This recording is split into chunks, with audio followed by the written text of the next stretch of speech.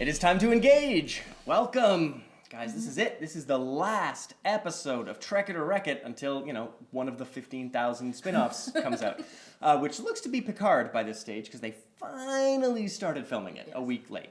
So we're today going to talk about episode 215 of the Orville, The Road Not Taken, and also both shows, their entire seasons, and whether either or both shows grew the beard.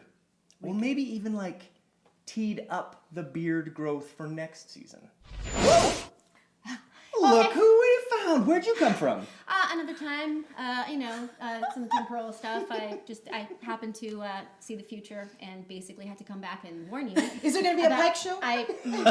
Yeah, the one spin-off we want? Yeah. Well, guys, I'm just going to let you know, the spin-offs are many, and some of them are not canon. Oh. Another one? Yeah. Don't tell Matt.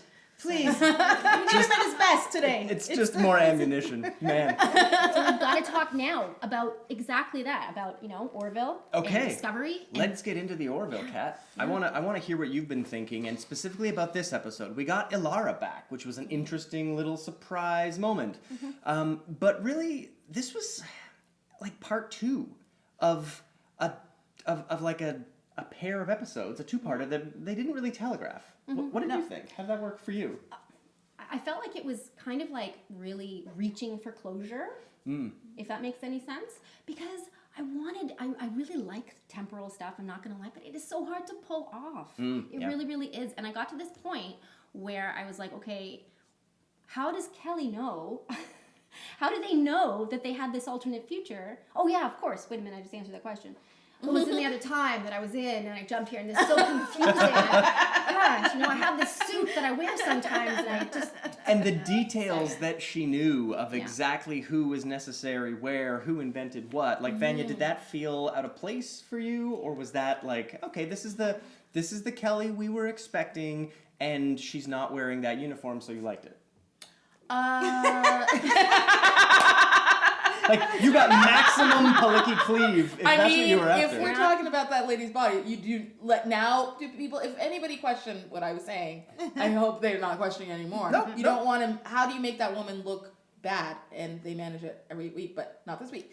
So I was happy I like the costuming, except for Claire's hair. I don't know why those extensions okay, were why shabby. why would all the women look so good?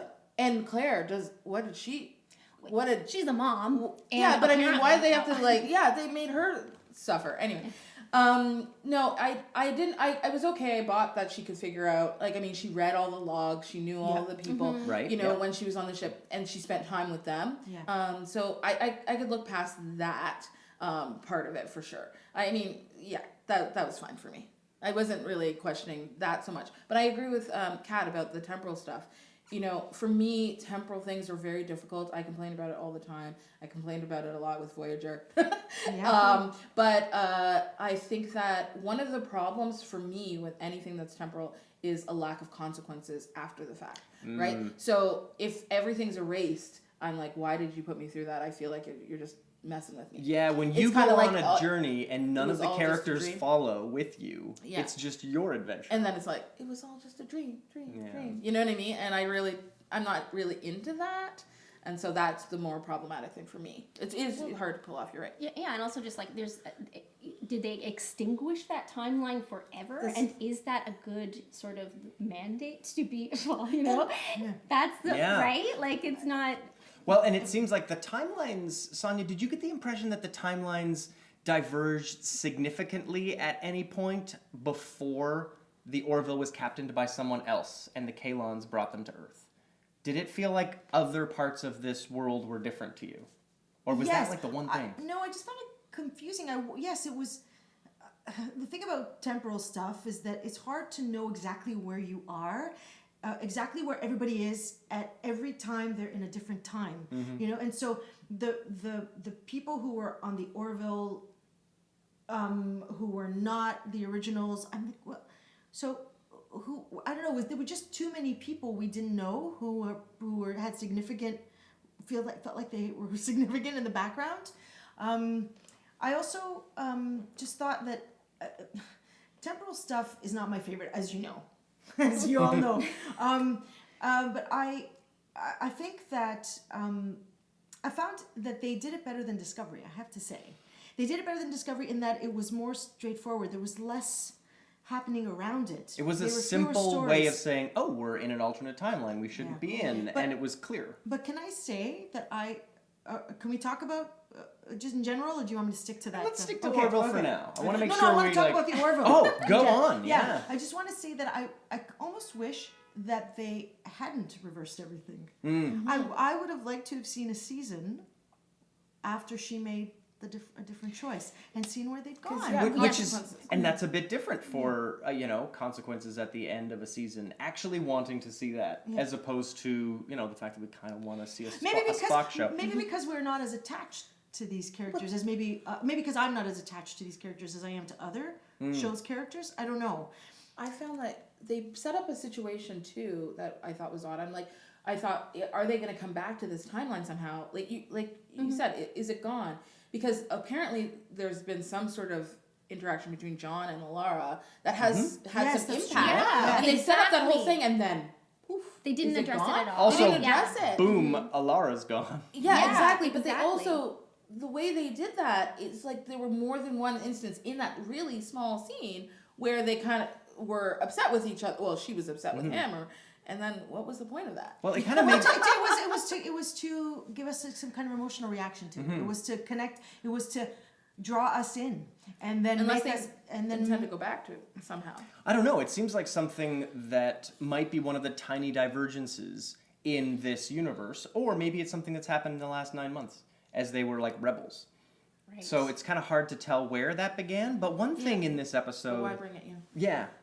I mean, one thing in this episode that I did not really get behind was the science of it. Like getting partway into the event horizon of a Of a black of a hole. black hole Yeah. is it's a kind of bonkers that if you're able to say the quantum drive is allowed to get us out of here, light can't escape, but we're going to go into a dimension that doesn't have light, I'm there. No problem. But if you're also going to take that ship in there and it's going to be able to hold up against spaghettification, it's not getting completely destroyed. yeah, it's And then you're like, oh, but you know what? It's not going to make it 7 miles under the ocean. Thank you. It just stood up to a black hole. And there were 2 instances regarding the black hole, because there was when they were going through all those like basically meteors now because of the planet and he's like, oh, they're being sucked into the black hole, and I'm like, you guys are just flying through that? You're cool with that? Everybody's just chill, And then when they're in the event horizon, it's like Gordon's the only one that's like, oh my god, when he finds out how Time fast, dilation, and he's the only one that's like, oh, hurry up, guys, you know what I mean? And I'm like, everybody should be like screaming. yes, that's right. Yeah. Because it's like your life is passing you by and you don't even know how much time Well, Yeah. and continuity, wouldn't they have like 2-day growth or like Well, anything not for else? not for them because of the way Because time they're- Oh, they're dilation in that- works. oh, sorry. right. All the Kalons would grow sorry. beards. Yeah. And we did get the answer to whether those weird Kalon spheres have actual Kalons in it, like an old school Battlestar Galactica Right. Raider, Yes. or whether they just have Kalon brains like a new school Battlestar Galactica Right. Raider. Answer is old school. Yeah. They're actually in there with their weird little heads that float off their bodies now. wow. Speaking of movies that it references back to, I thought of 2. Star Wars, Empire. The Empire Strikes Yeah. Back. Yep. and Yeah. I thought Hot. of Empire. Absolutely. And also a movie that I really liked, which was one of the Bourne movies, the Bourne Legacy. It was the best. It was actually one of the best scenes where the 2 of them are in this little shack. Oh, yes. And they're attempting to, and they're doing their thing. They're super soldiers and they're doing their thing. And then they get there's drones. They're drones basically that kind of attack them. So, and speaking of the Orville in that scene, it was really hard to imagine that the Kalons couldn't get a shot to destroy that shuttle. Come They, on. Like they computer. really turned into stormtroopers. Yeah, They could not exactly. hit anything. I mean, the beginning of that episode was so cinematic. Yes, And I've got to it say, really as was. the I agree. episode continued and we had that shortened little opening, I was like, oh, Seth needs every minute. Right. Interesting. And then the episode did not give up. It was the most cinematic episode of the Orville I can think of. It was beautiful. The effects were incredible. They pulled out all the stops. They had whole other sets for this season that they had never used, that only showed up in this episode. It was a really like spectacular hour of television. In the Millennium Falcon window? Yeah, That absolutely. exact, I mean, there were so many perfect reconstructed, shot for shot, like Star Wars. And even the musical, there were The music musical was- moments Yeah, where the you're music, like, yeah. that's an Raiders of the Imperial Lost March. Ark. Yeah, exactly. Yeah, 100%. Okay, good. 100%. I was like, am I imagining that? No, No. they dove right into John I really Williams do for this. agree with that, and I really do. I really commend that.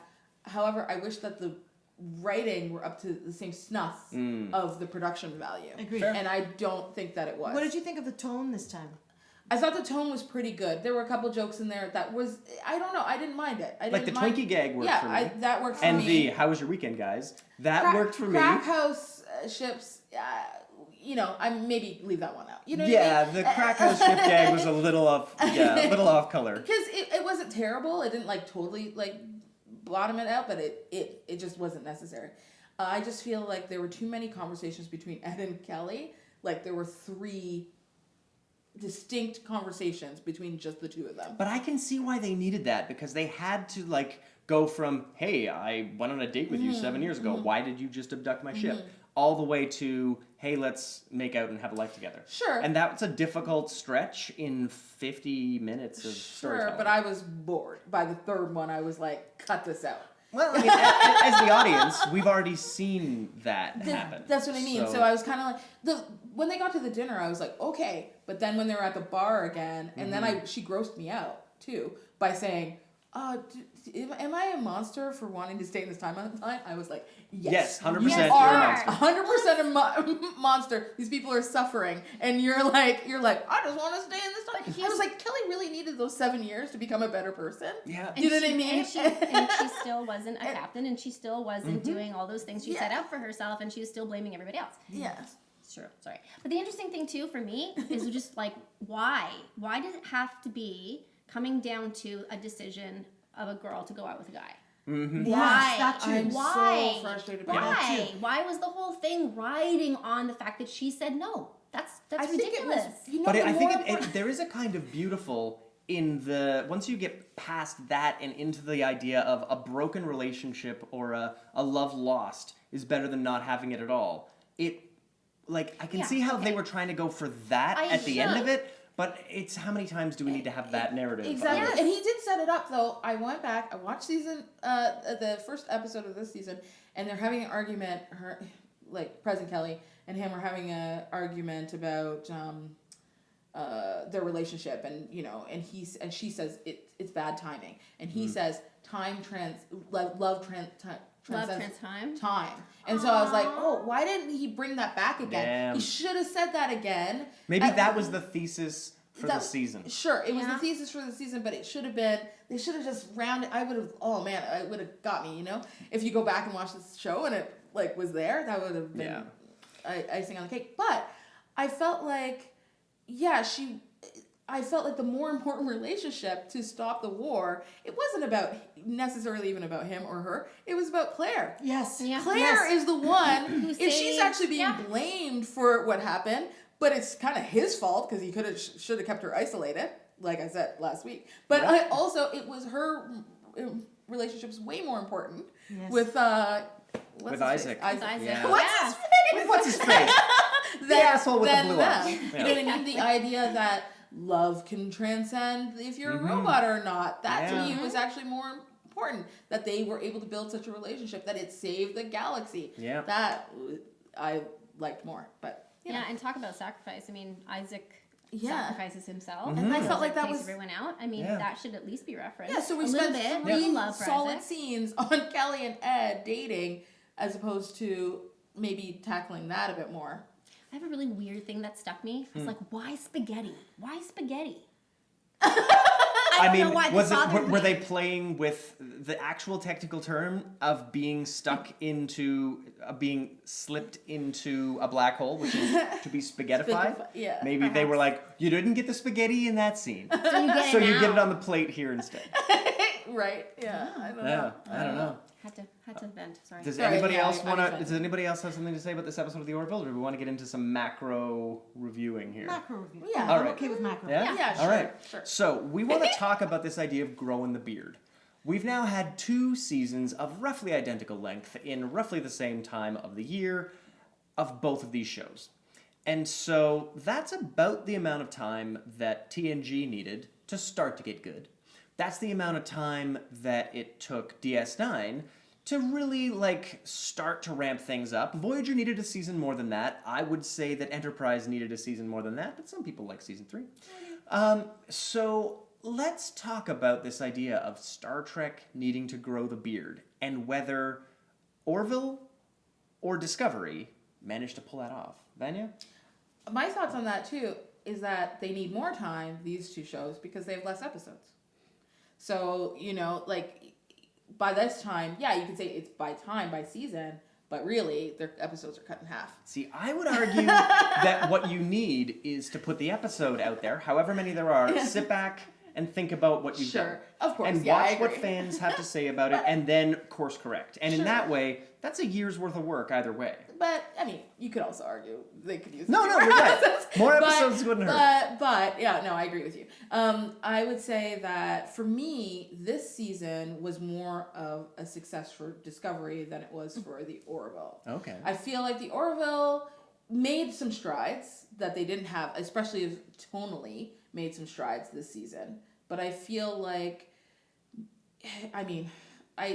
the thing about Discovery is that they kind of, they hurt themselves by not having the conviction that they needed to follow through with what they had started out with. But Which was they're an anthology show. Exactly. But they're trying, it seems like they're trying to make a course correction. So for me, Spock's beard maybe is their bearding course correction that will lead into season 3, hopefully. I feel like they've made more strides to be, to have like a real message to their show than the Orville, in my opinion. But Matt, can I ask you something? This is the first time I'm hearing about the beard, growing a beard. Yeah. And I'm wondering, and I loved it when Cisco came on with the beard, but I didn't. I'm wondering what is associated with these particular characters having beards at those times in the shows. Does it indicate a kind of roguishness, a kind of comfort with the characters and the story?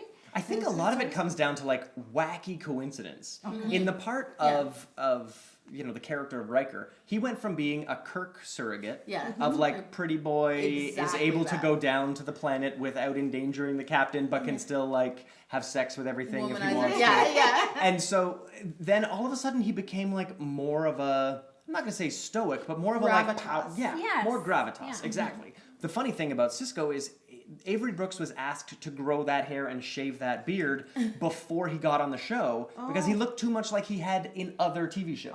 So they wanted him to look Like different. Hawk from Spencer. Bingo. Yeah. And so they wanted to have him look like a clean-cut Starfleet officer. And then it's interesting that at the end of one season, he grows just this. Yeah. At the beginning of the next one, this is gone. You're like, all right, I'm back to myself. And Avery Brooks, to this day, looks like that. Yes. That's just what Avery Brooks looks He like. is Cisco. It also- Even in the future. I know.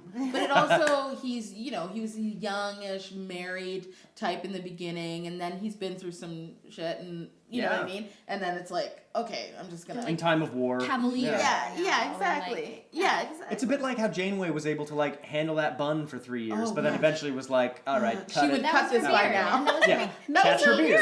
Totally. That's right. So I love less that. emphasis on Yeah. the exterior, superficial Right. things. And, Yeah. But you know what? Maybe Discovery is less of, it's more of a shaving thing because the Yeah. shift, Saru lost his ganglia. Oh. But all the Klingons And grew all their the, hair. all the Klingons grew their...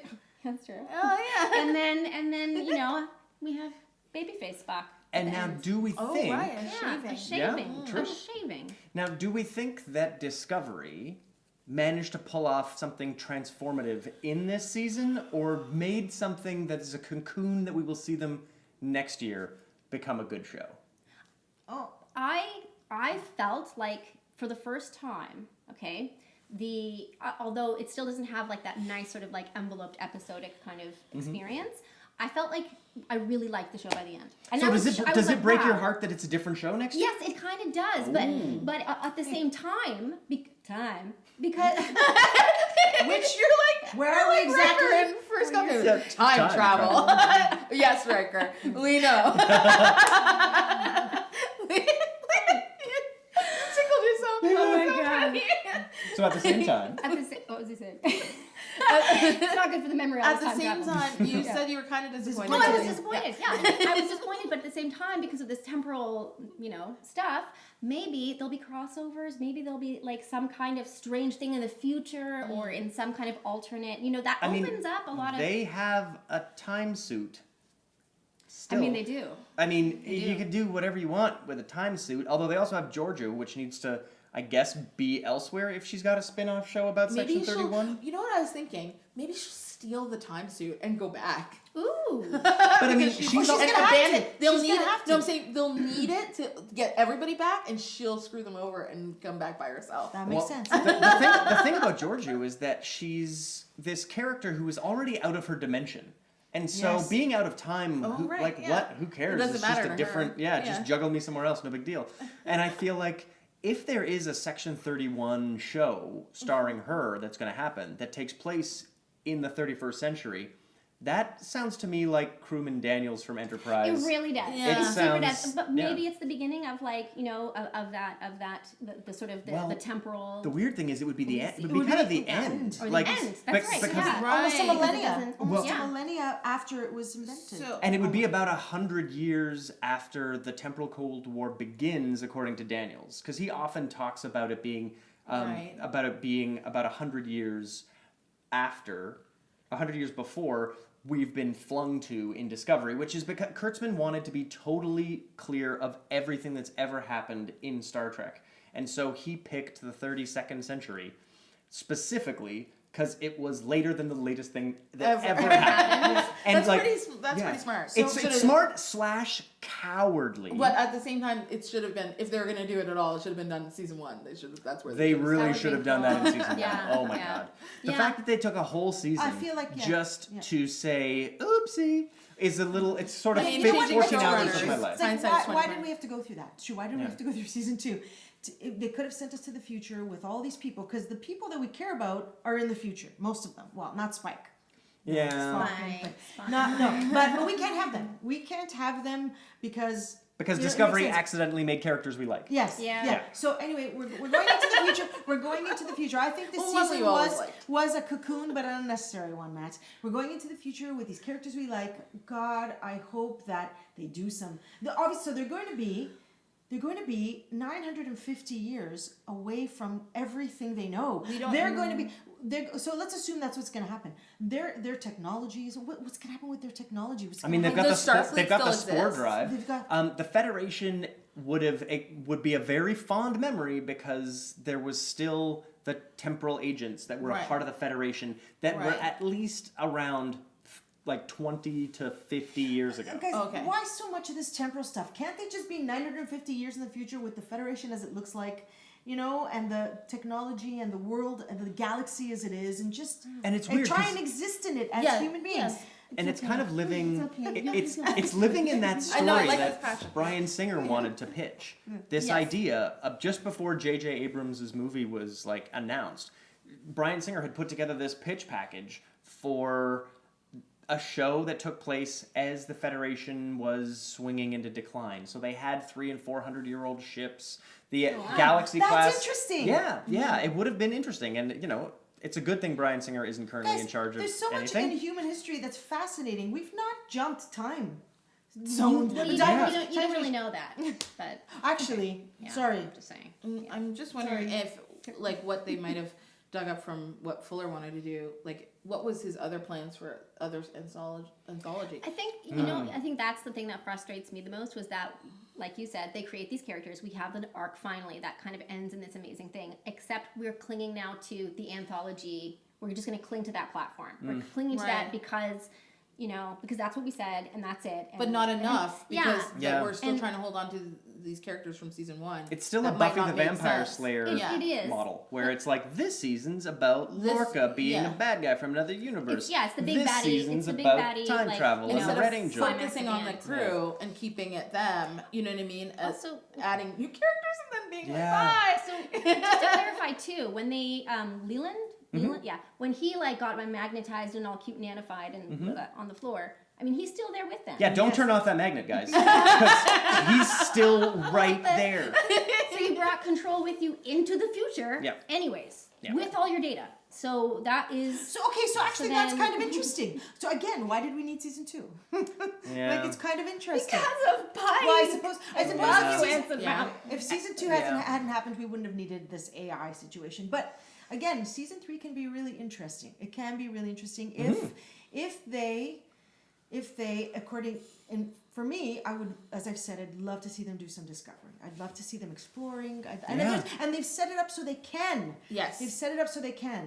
Yes. So They can take advantage of yes. that. And they have Please, they have two time traveling devices right now. Yeah. They've got the Spore Drive, which has traveled through time already in season 1, and they've got the Red Angel suit, which I gotta say, when I rewatched visual effects moments in this show, it is not the same Red Angel suit. No. There's like a liquid metal shape to this like grayish silver being with all these other like archangel talons flying out of it. And then when Michael goes back, she's just a person in a suit. Yeah. It does not feel That's at true. all That's like true. the same design. It doesn't even.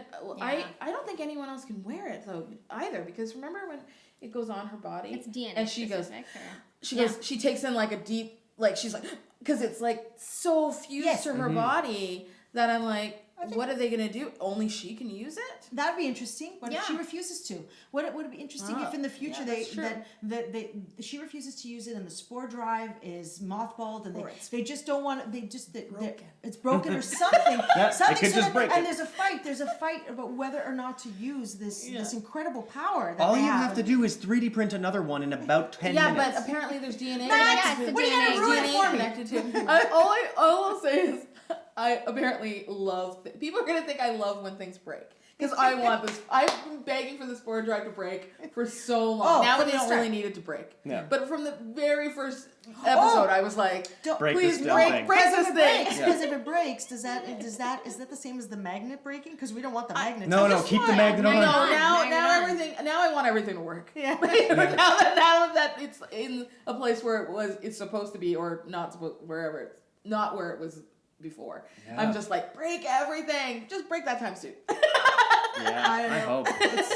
This third season is set up for some amazing emotional moments. And what's on this? Oh, You know amazing the, loss. You know Just the so- sphere. There was some smushy stuff How about too. the Yeah. sphere? Yeah. The sphere data.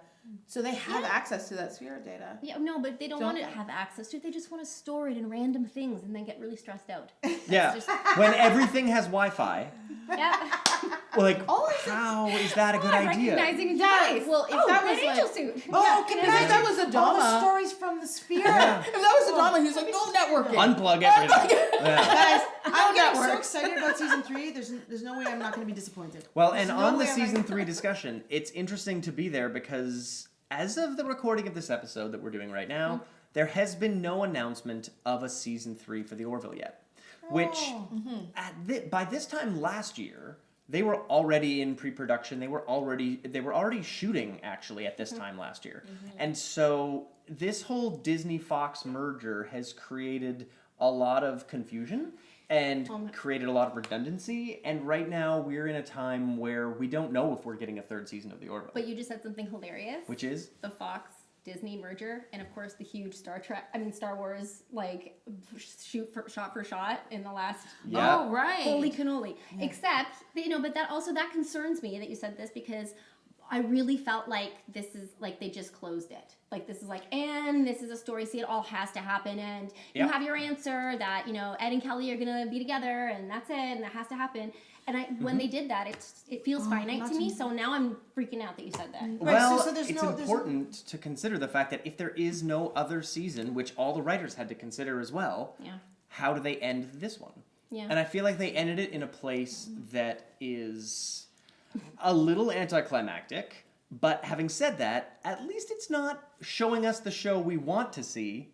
Right. And then then having a cliffhanger that's telling us that exhausting. show's Yeah. not happening and we're going to go watch something Well, else. you're right. It's it shows restraint on their part because it's if you watch enough TV, you've seen enough showrunners or creators trying to hold on to something that they know might possibly be canceled. Veronica Mars, but like where they know it's gonna happen, but they have so much hubris that they set up a cliffhanger that's gonna make you feel awful. Like when their season show 1 of Battlestar Galactica. Yeah, when which they- I don't even to this day I refuse to spoil it for people. But that is set up in such a way that Ronald D. Moore was like, oh yeah?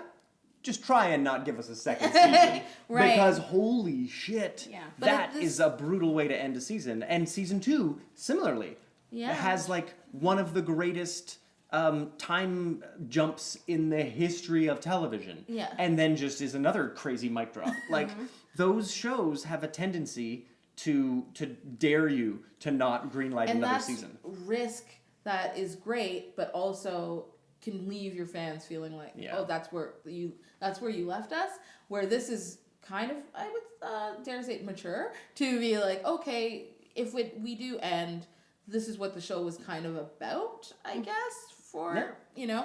And if it's so- all you have, it's rewatchable in Yeah, its own it's way. true. And it's a Yes. nice envelope. It's Like, sort of like, I it's and I like- could see myself watching Orville episodes in the way I watch TNG episodes, in the way I watch DS9 episodes. That's right. the- I do not believe the second season of Discovery is rewatchable because of the like starship-sized plot holes in this season.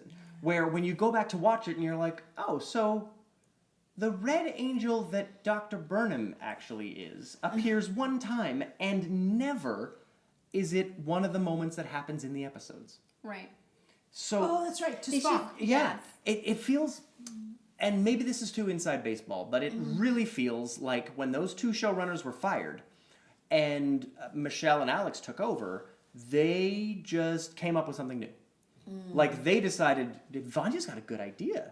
It should be Michael. You know, like, that's I know what it you fe- watch it. I know you guys are watching. That's what it feels like to me. Like the Red Angels don't even look like the same suits Right. as Yeah. time from the first episode to the last episode, even from the first episode to the 11th episode. These are not the same suits. These are not the same things. The continuity of this single season is a disaster. I don't know that makes it not rewatchable though. I feel like because of those things, people will be like digging, like trying to piece together things and dig through it. You know Yeah. what I mean? Maybe it's entirely watchable because you have to be like, oh, what happened here? Did this happen here? And you break it down in that way. I don't know. Maybe when it's I not for you, rewatched but when I rewatched others, the I think. finale of season 2 of Discovery, and the clown car of the Enterprise shuttle bay that just keeps spitting out like 17 and then 18 and then 19 shuttles, you're like, where is the engine? Like all you have is room for shuttles. Like little things that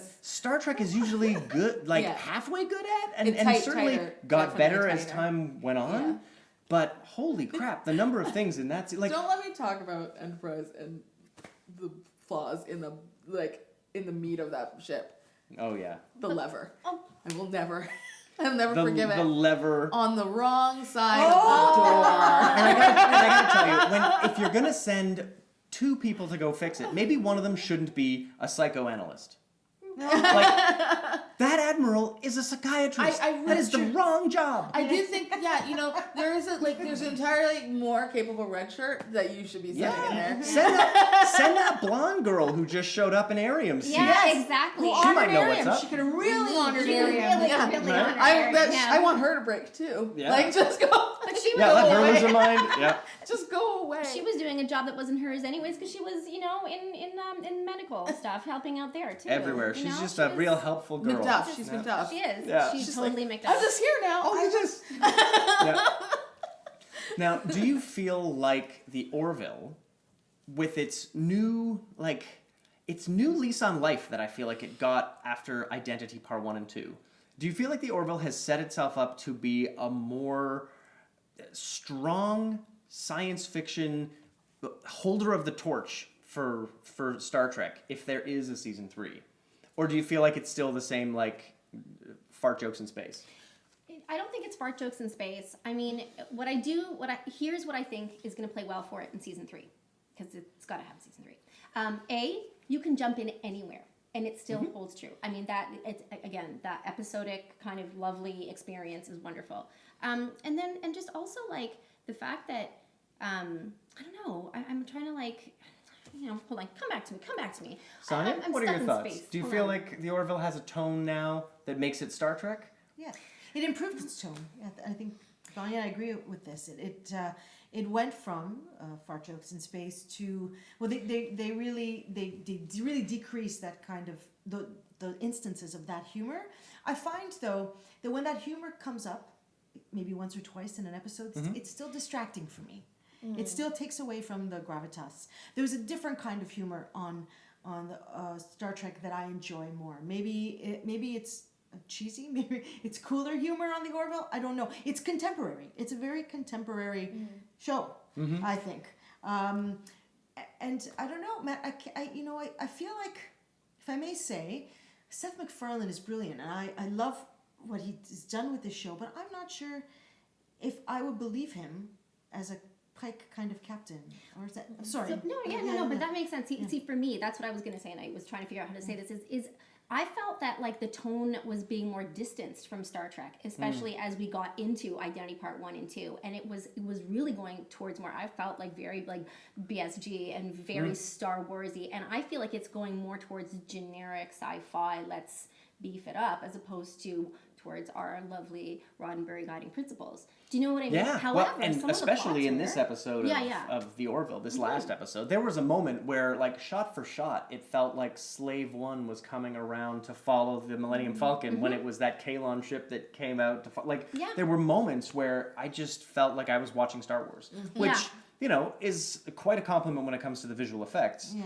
But yeah, the Orville gave us Han Solo instead of Kirk in this. It really season. did. It really did. Yeah. And that's okay. That's okay too, right? Yeah, I mean, the Orville has the freedom to do that. We're not gonna poop on it for that. Whereas we would definitely poop on Discovery. Discovery for Discovery. not Discovery doing Channel. that. No. Except for Vanya, all of us but Vanya. No, I do have a loyalty to it, but I feel I would be lying if I didn't say that I did, but I feel like the Orville had such a great opportunity, to actually be even not Star Trek, and they copied Star Trek Several times this season. several times Yes. with just any disregard of being its own original thing, and they can totally do whatever they want, and they still were kind of lazy this season. That's right. That's why I say the tone changed, but I feel like Discovery, I guess, took more risks, you know what I mean, to become something different, where Orville kind of just was like, oh, we're going to copy Star Trek, like almost verbatim, and then all of a sudden becomes Star Wars at the end. I don't know. By the way, I wasn't having that it. was Mercer is not Han. Han Solo had an edge. No, that was Kelly. Yeah, Kelly was Han. Kelly's yeah, Han. Even Yeah. with the outfit, I was like, oh, it's Also, yeah, the Kelly change, Solo. and then to change the character, like basically, we're looking at a Kelly we almost can't even recognize. Yeah. She's supposed to be the same person.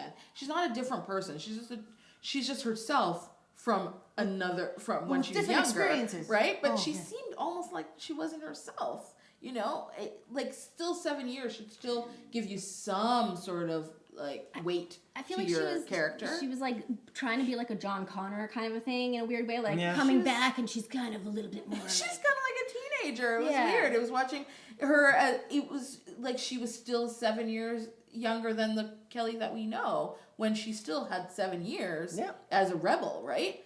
Well, I mean, she would have had like 9 months as a rebel, and then 6 years and a bit as like some Union like member. Yeah, and I just felt like I wanted to see a glimpse of that Kelly, because I love that Kelly. That Kelly could be in actual Star Trek. Yeah. Do you know what I mean? Like, Yeah, she's the Kelly Riker. that we, She's basically Riker. Yeah, Grayson is like, I'm almost like, oh, she's the thing that's really truly Star Trek. Yes. Adds like the goof, right? Yeah. And so I don't know that I'll ever. I kind of agree with Sonia. Like, I don't know that I'll ever. I really like Seth MacFarlane, but I don't know that I'll ever get over him. You know what I mean? Yes. Like I don't know. I'm pretty good at pushing past like actors changing who they are in different roles, but there's something about him that's still like very like, oh, boobs, you know what I mean? And like, and fart jokes, you know what I mean? And like, I think there's something to be said for the fact that this show is executive produced by Brandon Braga.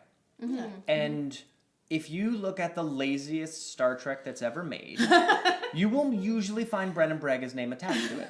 Because he wasn't really he wasn't a forward motion part of TNG. He sort of came in along when they were getting into developing DS9, and then he took off to go do Voyager, and Voyager.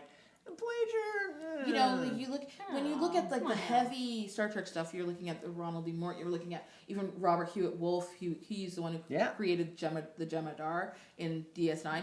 You know, you're looking at those guys those are the guys that made serious changes. Yeah, to Star they Trek. took bold choices. Yeah, they went outside the Roddenberry, the rigidity of Roddenberry, but made something better. It's like we're always talking about. If you're going to change something, make it better than what it was. And those guys did that within Star Trek. And Braga wasn't usually the guy who did He wasn't like that forward thinking. I don't know. I don't see his name. And think, oh, that's like the forward thinking part of Star Trek. No. But I mean, obviously he brings like a familiarity and a comfort. Yeah, he and a knows Star Trek. nostalgia. He knows Star Trek so Yeah. well Nostalgia, because yeah. he's the one Yeah. who's helping make things into recognizable Star Trek to sometimes a fault. Exactly. And So the Star Trek properties, all the television shows and the movies are owned by Disney, correct? No. No, What's happening right Paramount. not even that the weird thing is anymore. there's a conversation happening now about a corporate merger between CBS and Paramount because they used to both be owned by Viacom. Okay. And that was when the heyday of Star Trek, when we were getting movies and TV shows, and then the movies and the TV shows would relate, and then the movie would end, and then 94. Everything was all it was all in the mothership. And then part of the reason that we had the J.J. Abrams going off in another direction was because that was Paramount, and Les Moonves was in charge of CBS. And Les Moonves, aside from being a piece of human garbage, also doesn't know anything about Star Trek, which makes him even worse. And then Maybe that he's was a the... piece of human garbage because he refused. Yeah, if he watched more Star Trek, he might have more respect for humans. Yes. But basically, Les Moonves was the reason Enterprise was canceled and then never greenlit another show. But Viacom, in their own little world, still had Paramount deciding, well, shit, we're not going to let all this Star Trek money go to waste just because we don't have all the rights to everything that was in TNG, but we do have the rights to, Kirk and Spock and beam 'em up Scotty, and all those things that the kids like. Yeah. And so They do they like 'em. Yeah, and so they brought J.J. Abrams over to basically audition to make Star Wars movies. And then we got those J.J. movies. And then he said, I really, really was always more of a Star Wars guy anyway. And then I get really angry. Yeah. I know. But the Orville is owned by, is part of Fox? The Orville's owned by Fox, so now it's very much, assuming that it gets another season under the Mouse House, if Disney lets them have another season, then it becomes Disney Plus / Hulu versus this CBS All Access thing. Like, we could have a whole other, Final Frontier digital war. Yeah, that but happens. Is it thinking, gonna be Star Wars? what would get in the way of Orville having a third season with respect to this merger? The thing that would get in the way of that really is whichever studio executive at Fox that is the champion of the Orville, if that person is considered redundant or goes off to another job in this merger, then the people who Orville becomes someone else's idea, and everybody in a corporate structure needs to prove that they have a reason to exist. Right. And so they'll axe a show that they have no attachment to. So hopefully... Or change it completely. Yeah, or change it. Yeah, Well, so hopefully this show, if it does not get another season, hopefully this show has its intellectual property rights in Seth MacFarlane's name. Because then he can just be like, hey, Netflix, Amazon, who wants a show? Yeah. And then we get more Orville. But And maybe Kelly's the captain. I would watch that Kelly show. becomes Maybe there's a And the crossover. lights are turned down. The furniture is. She gets a little more cleavage. I and, don't you know. need- I don't need want cleavage. We don't want cleavage. I just That don't wasn't- want. that I don't wasn't want. I what just did it don't for want you? her shoulders to look like Seth MacFarlane's. Nobody's You know what I shoulders mean? should look like Seth They MacFarlane. That's what I'm look saying, They can't like- move. They look like they can't move in those. Those epaulets. What are those? Yeah, Anyway. they're enormous. Too much. Oh, we have to do the Trek It or Wreck It. Now for it the is Orville. time That's to what decide. because the show. That's what it's That's called. what it's called. Now, there are 3 verdicts I want to hear. Okay. I want to hear first, about the finale of Orville. I want to know if you guys think it trekked it or wrecked it. But then we're going to go into whether the entire season of Discovery was a season of Star Trek. And then we're going to go into whether the entire season of the Orville was a season of the Orville. So I'm going to let you guys percolate on that. But Or first, A season Kat. of Star Trek. Yeah. The Orville. You said if the Orville was a season of the Orville. I may be showing my biases. Yeah. So, Kat, do you feel like this finale of the Orville, that was like part 2 that we never really saw coming, do you feel like that was an episode of Star Trek? No. Interesting. Yeah. Would care to expound upon that? The Star Wars. It was for me. It was Star Wars, the Imperial March, all the John Williams, all that. I mean, it was undeniably the un-Star Trek. And even with the whole like, let's revisit duplicity and the alternate timelines, it was sort of done in a very surface way, and it didn't really have again, I didn't want the outcome to be like, see, if you say yes to a second date, you know what I mean? Yep. Love is good. You know, I mean, but it was very much a closed piece. Like it was a kind of, that was it for me, a nice coda, you know? That's Okay. it. Okay. Yeah, but it was That- good, but Vanya? not, yeah. For you, did this episode trek it or wreck it? I wrecked it. Yeah? To me, it was, like Kat said, it was Star Wars. We recognize those elements immediately, like any nerd would.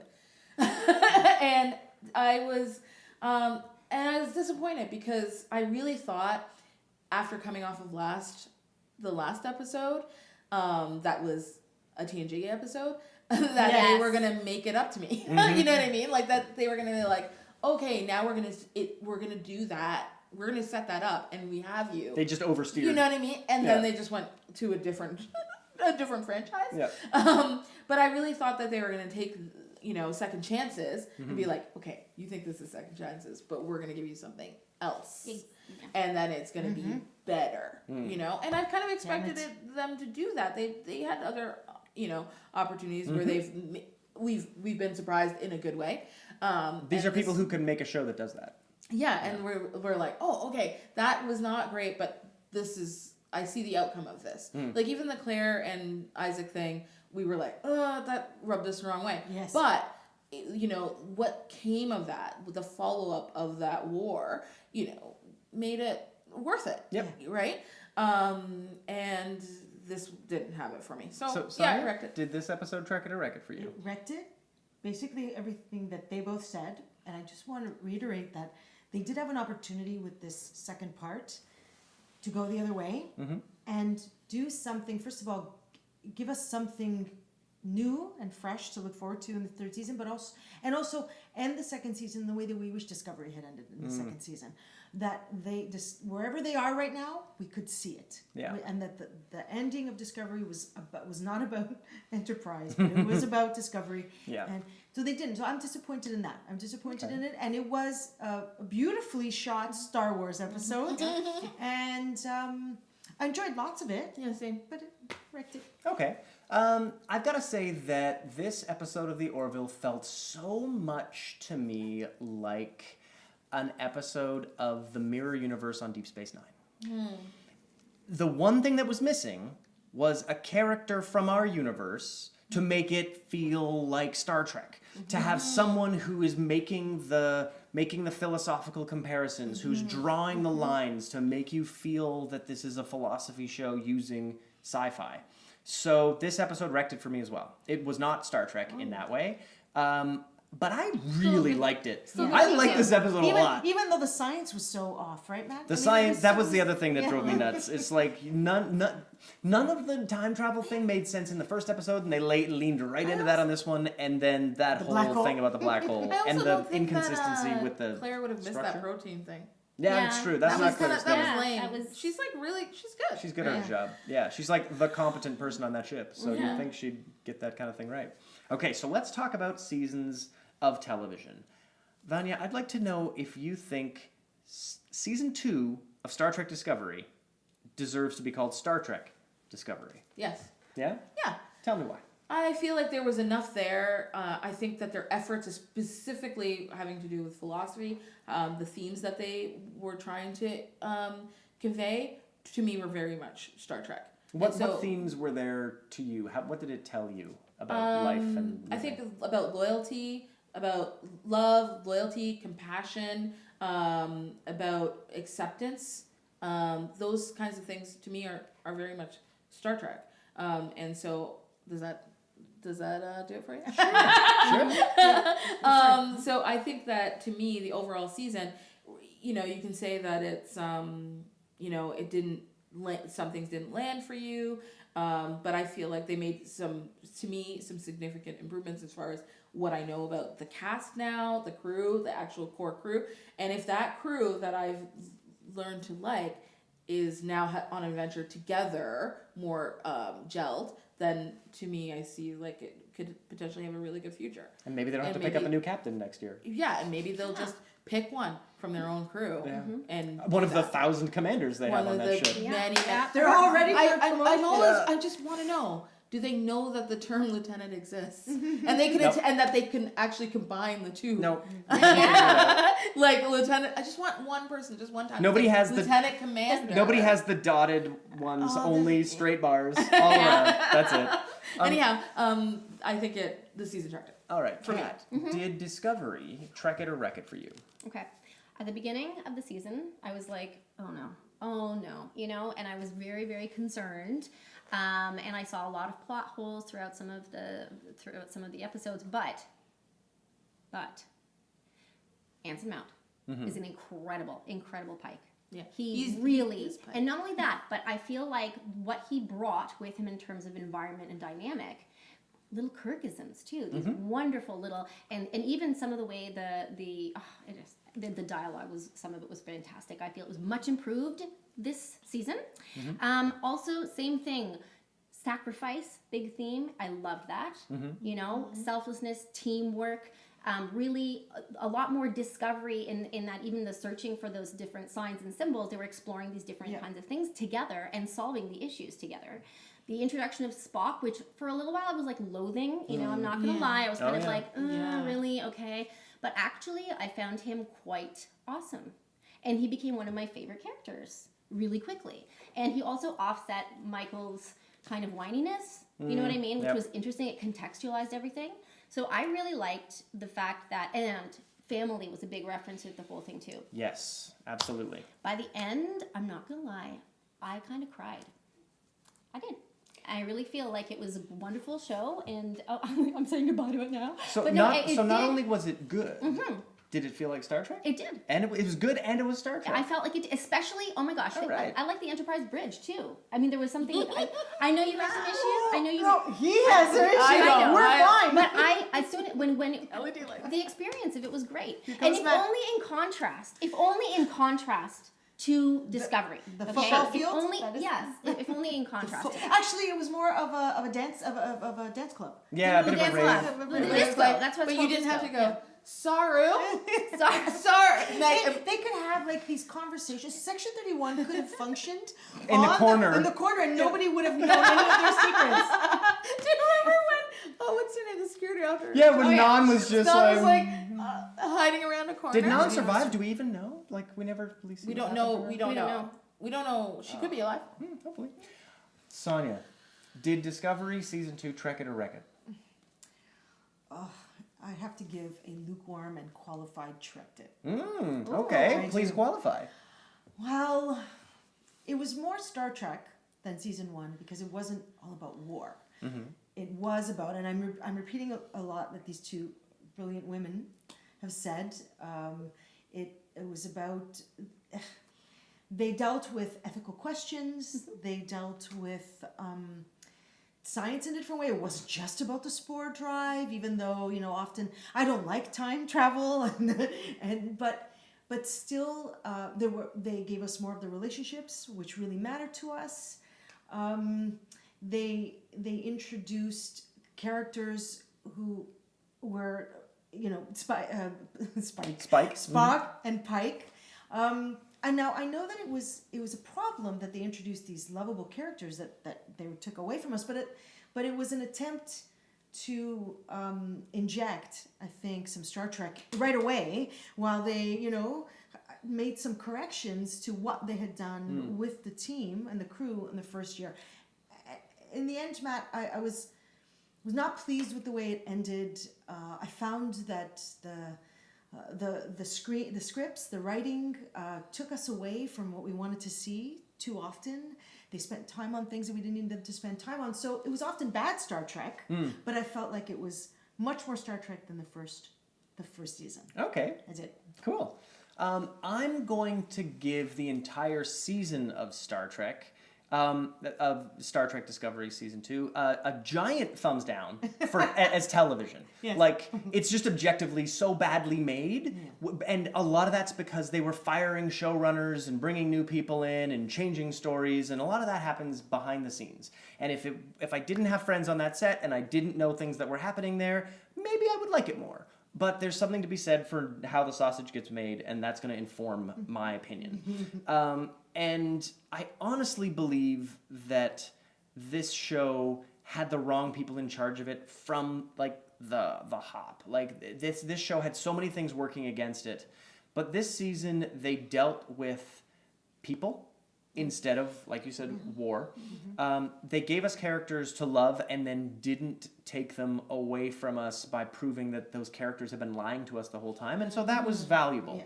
Yeah. I think this season has subjectively. This season has one episode of Star Trek in it. The rest of it is this weird macro thing that Star Trek never was and never has been before and maybe will be now, where it tells a 15, 14-hour story, and it doesn't feel like Star Trek. But that one episode of New Eden, made by the showrunners they fired, is the only episode I would ever watch again, on purpose, of this season. So I'm going to go ahead and say this is bad TV that doesn't know whether it's a binge-worthy show, an episodic show, a weekly episode, like they don't know what they're making. But, it kind of was Star Trek. Matthew campaign. Oh my Yeah. gosh. Did you track it? I wanted you to say it. This season trekked it, but it was trash. Like bad TV, guys. I disagree, But it trekked it. I'm pleased. And maybe it's because of Pike bringing that Trek to it. Maybe it's because of the canon they tried to pull in. They were like, Talos 4, look, Talos 4. Like, desperately trying to throw Star Trek into the pot. The uniforms. The uniforms and also The new uniforms. The colors were so rich. I have to say, I liked more than just one episode. I did enjoy more than just one episode. And I've rewatched. Actually, I can't believe I'm saying this, but I've rewatched. On purpose. On like you didn't purpose. just wake up and you're like, No. oh no, it's still going. No, I rewatched some of them because I think mostly because for Spock, I couldn't wait to hear him talk. I loved the moments between him and his sister, even when they were written badly or they were overwrought. They still were meaningful to me. Well, I can't wait for Spock to have the makeup and hair department do his sideburns right. Yeah. Like, for Christ's sake, have you people not ever seen a picture of Spock? That you did, like, what were those sideburns? I don't remember. That was like But shaggy you know dog what? hair. They kept Spock hot. I mean, I've always thought Leonard Nimoy was hot, and so. But I prefer the beard. I just want to say I preferred the beard. Yeah, the beard was. The beard was better. And the hair. He took his sister's advice to heart. And Should not have. Space pants. Space pants. Yeah. Space pants. So now let's get into the Orville. And Sonia, I'd like to hear what you think. Did this season of the Orville trek it?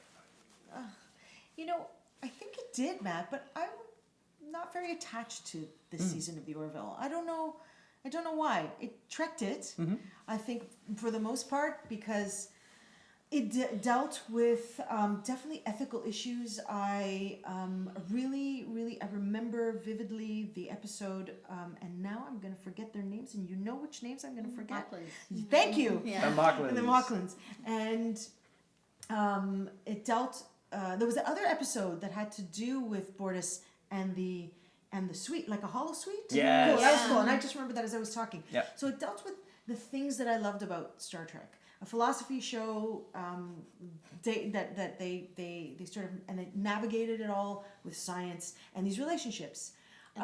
So And yes, I shouldn't jump on. Yeah, that's okay. Please. I'm gonna have my own time. Please. But I was kind of underwhelmed by it. Mm-hmm. I was underwhelmed by it, and I think maybe because, as Vanya pointed out several times, they're just replicating certain shows. Sorry, Vanya, I don't want to take away what you're going to say. So it was underwhelming. I'm running out of things. So it tracked it, but I also give it a qualified tracked it. Okay. Kat, what about you? This season of the Orville. So I'm feeling pretty lukewarm about it, simply because of the let's completely copy TNG or whatever else, and just again, it's like that, like, oh yeah, you're doing this episode is how I watched it, you know, and it's sort of as opposed to kind of having its own identity, and again, making that kind of, I don't know, just that trek into stronger territory. It really did just sort of peter out, and I liked it as a show. I liked the characters. Again, I'm always going to say this, the fact that it's not like a 15 episode arc is very comforting, and I love the fact that I can jump in on any time, and I'll probably rewatch them, which is great. But I felt that they were very, they were either trying too hard or not enough. So, I will say it trekked it because I could technically sit there and say like, oh, the episode of the two Kirks and the two Rikers and the two Kiras even, you know what I mean? And just like whatever. But at the same time, I just felt like, okay, this is really about Kelly and Ed. This season was all about Kelly and Ed. It's a space, soap opera, as opposed to a really cool... and also some of the ethics were more along the side of like after school special stuff. Like, I don't know. It was great. I love the fact that they were exploring topics like sexuality and like all of these different things. But at the same time, it was like, okay, can we use this power for good? Can we like really, really make big changes? And you know what I mean? Like rock the boat more? I don't know. That was Can my I thing, just so. quickly add that I would not rewatch any of those episodes. Interesting. But I'll rewatch Discovery, and Discovery was a mess most of the time. Oh You know what I mean? The Time Crystal episode of Discovery, I was shocked to really enjoy. I really think Ethan Peck and Anson Mount made the show way more watchable Yes. than anyone wants to Yeah. say out loud. I'll say it. Tig Notaro and the return Yes. and the return of Colbert. Oh yeah. And So Michelle basically- Yeoh. Yeah, she was- like yeah. So basically, undoing everything that happened in season 1 made season 2 a better show. Yes. That's right. By adding these new Except- characters and by except- bringing back the dead ones. Except Michelle Yeoh, which was a great decision because Yes. Philippa Georgiou is kind of, she's a captain we've kind of seen before. Very competent, really, really nice and, loyal. But that's about all she's got. that's It's pretty what I mean. boring. She doesn't have any, Yeah. she didn't have, but, Empress. Taryn. Yeah. Is that Empress? Anyway, Empress, Georgiou is like... She's something else. She's Yeah. like such a fire, right? So I feel like that's the decision they made in season 1. That is a great sticking point. Which That's the order. was a scene they decided to shoot after the fact and release because they're like, oh shit, we better do something with this character that we accidentally made cool. Yeah, makes sense. I'm just thinking about that fight sequence with her and Michael in the hallway. And Oh Yeah. yeah. That was That was awesome. nice. That was Should I- very So cool. did the Orville. Orville track it or wreck it for you? okay, so yeah, like you guys said, and everybody knows what I'm gonna say. It tracked it because it basically tried to be TNG for like half the episodes. However, so it tracked it. It's like I have no choice, basically. They made Star Trek, yeah. Right. I will say I agree with Sonia that it petered out. I will say I do like their ethics. I thought their ethics was one of the key points that makes it Star Trek. But particularly, you're right about some of the stuff being a little more after school special. But the stuff that they really nailed it with was like, our robots, can they have feeling? You know what I mean? That there's ethics in that. That's a very Star Trek ethics question that's come up, multiple times. The fact of like having where do we sacrifice, what we, for our own safety, are we going to make sacrifices about, the ethics of the Union, right? Do we ignore what's happening over here in order to save our butts later, kind of thing. And so they were doing so well there, and I wish they pushed the envelope even further with that. And that, I think, would have been an even more successful season. I feel like it's more successful than season 1 tonally, which I said earlier, you know, because that is like, now we're getting into, okay, this is what he said it was going to be, you know, and he kind of dropped more of the jokes.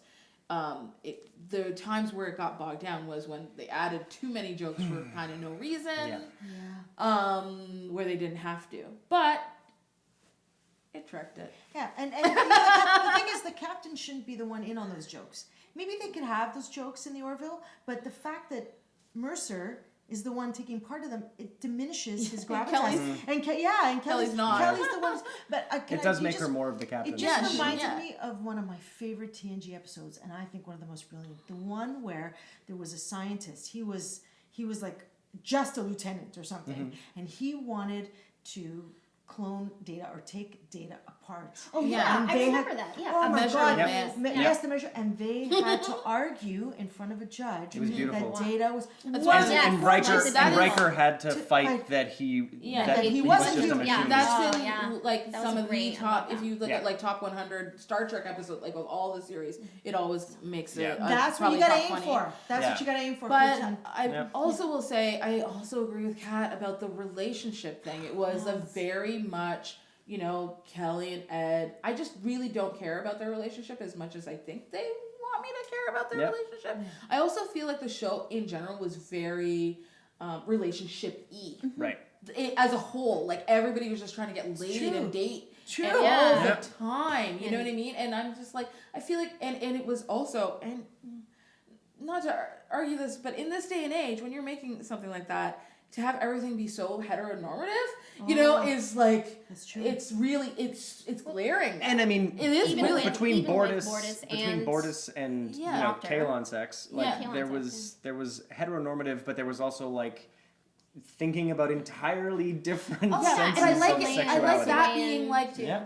I that is like one of the strengths of the show. Have them be heteronormative and be problematic. You know what I mean? Yeah. So heteronormative that it becomes an issue. But then that You know what I mean? that's what makes it so Roddenberry. That internal conflict doesn't pop. Because the internal conflict is what makes Discovery feel like they're going down the wrong road. I agree with you. I mean, with the Borda stuff, I think that's very Roddenberry.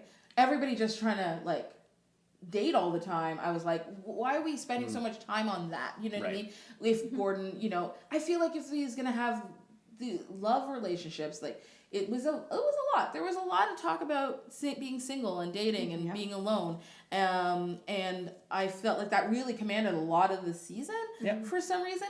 And I agree with you, like, about their relationship. It's kind of like, it's taxing. It would be like if we spent that much time on Troy and Riker. On Troy and Riker, Exactly. or even Crusher and Picard, being like, will they, won't they, will they, won't they? You know what I mean? Like, Revisit I feel it, like, just once.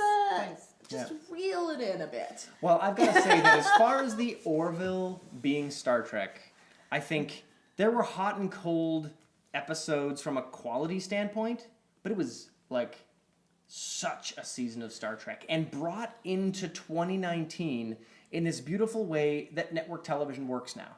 And it's what Star Trek Discovery should be if it was on television. But because it's on CBS All Access, so is it a binge show? Is it a weekly show? It doesn't know what it is. They don't get to do that. But the Orville is very simply being told to fit into a box. Be network TV. And they are exceptional at being science fiction network TV. There's a through line of that relationship that ties it all the way through, the way that the very best network TV shows, like, and I don't love this show, but it's great, Grey's Anatomy, or The Good Wife. Like, these are shows that do an exceptional job of making the viewer want to come back next week for that little tidbit of emotional story. And I feel like the monster of the week, or the case of the week, or the sickness of the week on these network shows need to be consistent in that way. And I think the Orville, outside of their two-parters, that in one case was beautifully telegraphed and the other one was really confusing. In fact, we were talking about how in a serialized show like Discovery, the last two episodes shouldn't have been called Part 1 and Part 2 marked as a because two-parter. you're Part 14, shut up. And then the other part of of this episode in the Orville, that should have been part 1 and part 2, but Yes. maybe they didn't want to telegraph that. I don't know. I think they kind of should have. Well, they tell you at the end. I mean, are they gonna just A cliffhanger. Yeah, you're right. What's happening next? right? So I feel like the Orville absolutely trekked it. It was what I always wished Star Trek would become in Discovery, and they don't want to do that. They want to do some other thing, and maybe in the 31st century they'll figure out what that thing I hope is. so. I don't want it to be that because I have TNG. Yeah. TNG is already there for me. But He's been TNG trying to- has no through line. I'm saying, but I'm saying with the Orville, I feel like it's too much the same. You know what I mean? I want something new. I want something But- fresh. but I feel like it's a nice warm blanket, Yeah, go ahead. but as far as like Star Trek should push the envelope of it pushed the envelope of what television was in the 60s, and it should be doing that again. And to me, the Orville is in the same spot that we were in the 90s. Star Trek didn't push the envelope of what television was in the 60s. It pushed the envelope of what it could That's what I mean. what it could do. Yeah, it could like do- it was oh, that's still what I meant. 1 hour, you step in, you step out, and they're all But there like was nothing Star like Trek it. has always been good at doing what everybody else is doing, except it's in space and it's Star Trek and its philosophy. But it did push Like- the envelope. It did push the envelope. I mean, when Lucille Ball, decided to champion that show, people thought that she was crazy. They thought that it was wrong of her, of her studio to take over that, and she backed it for as long as she could, and it did change to me. I mean, it changed the face of television, and I feel like the Orville is not for network television is just the same. You know what I mean? Or even not even as good as TNG. I don't know. I think it's brought in an audience of people to watch Star Trek that never would have otherwise, because it's on Fox. It's made by the fart gag guy. Like, the people who started watching the Orville are not just Trekkies. They are people who don't watch shows like the Orville. But do you think that they're actually? Do you think they care about the things that are in the Roddenberry things that are in the show? As much. I think they're learning to, because as they watch the show, and this is what the original Star Trek did, offer you a Western in space, and you like Westerns, so watch this Western in space. And it's even led by a cowboy. And so I feel like we managed to do that with the Orville, whereas I don't know that Discovery, because it's living in this hinterland between a bingeable show on a streaming site and a weekly drop-fed network show, it's not actually doing anything no one's ever done before. It's just doing a bunch of things badly by trying to do them all. So listen, that last episode of the Orville, last 2, okay? We're talking about it could have done something completely, that. Here's the thing. It could have done something completely different. It could have remained Star Trek and really, really trekked it and still pushed the boundaries and explored something other than Star Wars. I think that really left a bad taste in my mouth. Not because, obviously I love Star Wars too. It's just that, really, so there's this different timeline. It's an excuse, a beautiful excuse to explore something completely different and try that on. And it's Star Wars. I think it would have made a good season. It would have. It would have been like the Zindi arc, where you're I doing love something that. totally different. I couldn't stand the Zindi arc, but it would be an option to be able to let's see what happens when we're in this different timeline. But I feel like by cramming it into 1 hour, they lost that opportunity. But that's one of the 14 hours of the Orville, and it was almost exclusively excellent this season compared to Discovery. some of the Well- tonal messes they made in season 1. Well, I'm thinking about your comment about the through line and TNG versus Discovery, and I have to say, Matt, the TNG did have a through line for me. It kept me wanting to go there because I kept wanting to see those characters together doing that work together and experiencing those things together. And I think that they just worked the characters so much better. And it's really fundamental how much better they did it in TNG than how they did it in Discovery. I just feel like because they're always in crisis mode in Discovery, especially season 1. But even in season 2, it just felt like at any moment any one of them could drop dead, or Michael was always in crisis and crying, and there was no. I almost didn't want to see it. Well, I think because Jesus. TNG was a procedural. TNG was like CSI, or like Law and Order, or But- like the original But version. yeah, I know. But I But, really but the characters went through things together that we cared about and we remember, and they would reference them. And as years went by, it was more than. I To me, think it was a lot a different. great example of Star Trek having like a through line is Deep Space Nine. We already have a blueprint for it. Yeah. I mean, if I can Oh, for implore the Discovery team, to do anything if they're going to dive back into canon in any way, and see how a show does a through line throughout a whole entire season and has episodes of the week and has Deep Space an Nine, entire show Yeah. that begins and ends with something resembling a pattern. Yeah, where exactly. they do perfect setup. I feel like once they figured out that they were going to do the book ended TNG, you know what I mean, with Q being at the beginning and at the end, which I don't know that they always had that plan. I think it came seemed after. like a lucky break. Yeah, and they but perfect, right? Mm-hmm. And then when they knew that they did that, they were like, well, we're not going to drop the ball on Deep Space Nine, and they did it. They really did it. They pinned the two together, and then they kind of followed the same thing with Voyager, not as successfully, but that's a lot of work. Voyager not as successfully. But that's a but sentence. I still love Voyager. But they really did like the idea that they have the prophets at the beginning, and with that question about what Cisco really is, and then it kind of roundabouts in the end. But they also had war within the show, and they kept bringing it up. But we'd have these relief breaks. You know what I mean? It wasn't always like we're like, Cisco, remember the prophets? Like every single episode. That's the challenge with Discovery, because she's this hero. She's very much a Cisco-like kind of character. And because they're telling a story that takes place across 15 hours or 14 hours, depending on the season, you wind up not having a break. Yeah, anywhere. there's no time to breathe. And I feel like that's one thing I would say would be an improvement to the show if they can take that, that would be great. But I still think that I don't think that like the Orville did anything extra special. You know what I mean? Right. Like I still maintain that. But I liked both seasons. Yeah. More Star Trek. Yeah. Yes. I'll take Well, it. and on the topic of more Star Trek, there will be more Star Trek this year if they keep making their deadlines. And so we will be back with the Star Trek Picard show. There are a lot of rumors going around about what the show's going to be called. There's also this animated show by the Rick and Morty creators. Then there's this other animated show by the Troll Hunter guys. There are a bunch of different shows coming out. And if we're lucky, we'll get a Pike show announced. And then maybe at some point they'll describe what the heck this Philippa Georgiou show is. But as of right now, we can promise that we will see you for Star Trek Picard, or whatever it's called, later this year. The return. Yes. Return of Picard. Star Trek, the retirement home. Yeah. Long-term care facility. Yes! Long-term care. Star Trek long-term care. So we'll see you guys for Star Trek long-term care. And it was awesome doing this season with you.